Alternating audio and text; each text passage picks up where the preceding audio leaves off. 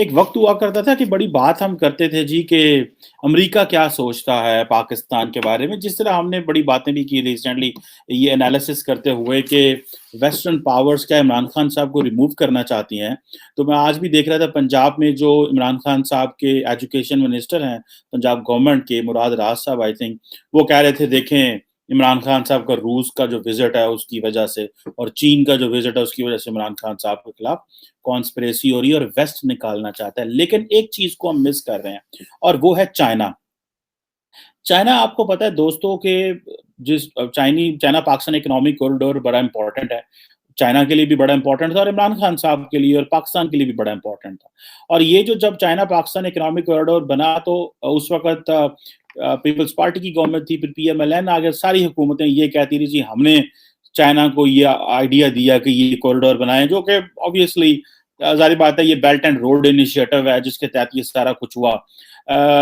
और चाइनीज जो इस वक्त हैं they do not want Imran Khan to be in power.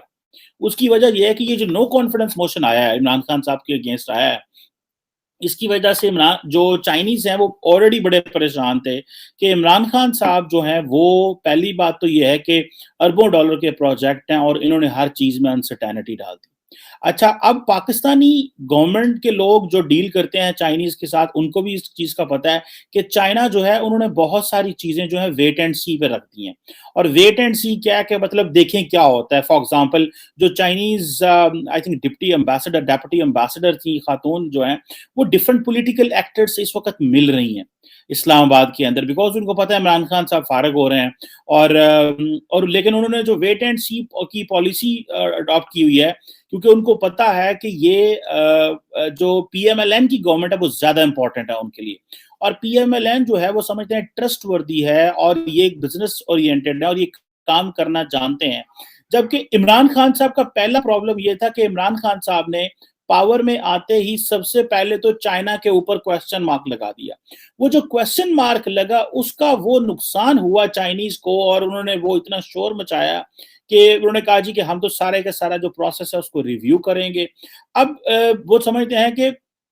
जो पीएमएलएन की गवर्नमेंट होगी यानी कि शहबाज शरीफ जो कि नवाज शरीफ साहब के छोटे भाई हैं, वो ज्यादा बेहतर तरीके से इस सी पैक को चला सकते हैं और चाइनीज प्रोजेक्ट्स को देखते हैं और चाइना जो है उनके ऊपर ज्यादा ट्रस्ट कर सकता है। लेकिन उन्होंने अपनी पॉलिटिकल मैनूवरिंग शुरू कर दी है। इमरान खान साहब को वो सख्त नापसंद करते हैं बिकॉज एक तो उन्होंने जैसे मैंने कहा बीआरआई सी पैक के ऊपर क्वेश्चन मार्क कर दिया, बहुत सारे जो प्रोजेक्ट्स थे वो रोक दिए, रिव्यू करना शुरू कर दिया। जब मामलात खराब हुए तो भागे भागे बीजिंग गए और कहा कि जनाब हम जो है वो आपको हेल्प करने को तैयार हैं। रिसेंटली एक जो बिजनेस कम्युनिटी है चाइनीज को उनको बुलाया और कहा हमें बताएं हम क्या कर सकते हैं। जबकि जो बीजिंग है जो चाइनीज हुकूमत है उनका जो कंफर्ट लेवल है वो नवाज शरीफ साहब की पार्टी के साथ है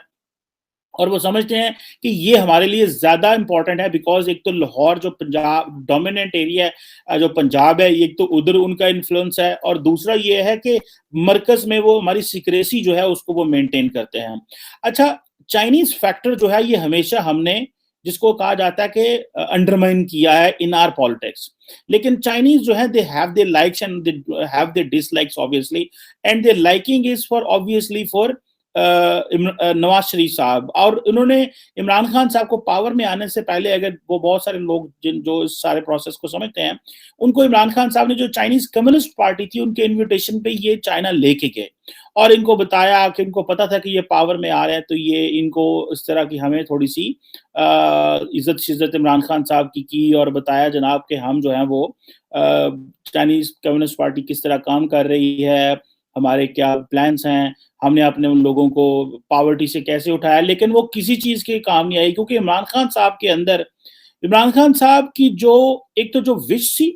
और जो रियलिटी थी वो उसको बैलेंस नहीं कर सके। विश क्या थी कि मैंने मुल्क को ऊपर लेके जाना है, मैंने ट्रांसपेरेंसी लेके आनी है, लेकिन रियलिटी ये है कि आपके पास इतनी चॉइस नहीं है कि आपके पास पॉलिटिकल कैपिटल कम है, आपके पास जो आपके जो एक्चुअल कंट्रोल है आपका पावर के ऊपर वो बड़ा लिमिटेड है और आपके पास ये चॉइस नहीं है कि आप इस तरह के काम कर सकें कि आप और इस तरह के बड़े प्रोजेक्ट्स के ऊपर क्वेश्चन मार्क लगा सकते हैं। और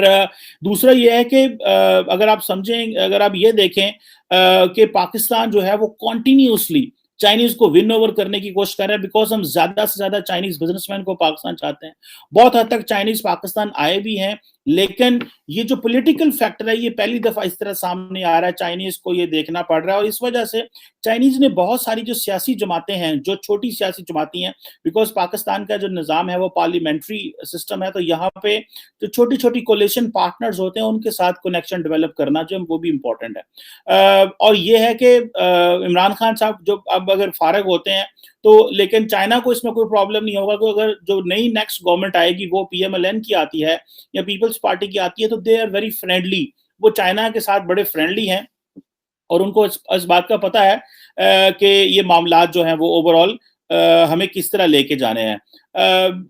अब ये है कि आइंदा आने वाले दिनों में जो आईएमएफ का प्रोग्राम हमारे साथ है और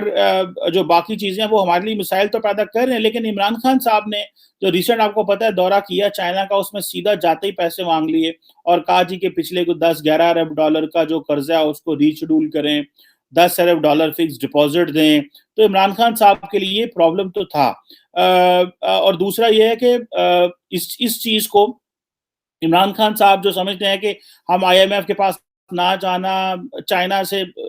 जाके मदद माँगना कि $1 बिलियन दे दो, हमने मिडल ईस्ट को देना है, उसको दे दो। इमरान खान साहब की वो जो जिसे कहते हैं ना गवर्नेंस से, इमरान खान साहब की डिसीजन मेकिंग से और इमरान खान साहब की कन्फ्यूजन से और बहुत सारे लोगों ने जो इमरान खान साहब के साथ काम करते थे, मेरी कई ब्यूरोक्रेट्स से बात भी हुई है इस हवाले से, उन्होंने ये कहा जो सबसे बड़ा इमरान खान का प्रॉब्लम ये था कि he can not take a decision.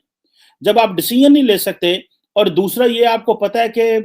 अरबों डॉलर की इन्वेस्टमेंट अगर मिसाल के तौर पे चाइनीज ने आपके बारे में की हुई है और आप उनको टेंशन में डाल देते हैं। अगर आपको पता है कि आप इस सीट पे बैठे हुए हैं जहां पे रोज फैसला करना पड़ेगा, आपको डेली फैसला करना पड़ेगा और बड़ा फैसला करना पड़ेगा, तो आप अपने आप को उस कंफ्यूजन में नहीं डाल सकते। और इस वक्त की जो पोजीशन है उसमें इमरान खान साहब के लिए अगर इमरान खान साहब को जैसे अगर आप समझ लें कि टॉपल कर दिया जाता है कि साहब का वैसे है तो ये जिसे कहते हैं एक डेमोक्रेटिक प्रोसेस है, अगर वो टॉपल भी होते हैं तो जारी बात है हमारे जो फॉरेन एक्सचेंज रिजर्व में मिसाइल पैदा हो सकते हैं, हमारे जो पॉलिटिकल क्राइसिस पैदा हो सकता है, हमारी स्टॉक एक्सचेंज में मसले पैदा हो सकते हैं। सो चाइनीज अपने आप को ब्रेसअप कर रहे हैं सारे प्रोसेस में और वो जिसे आप कहते हैं ना कि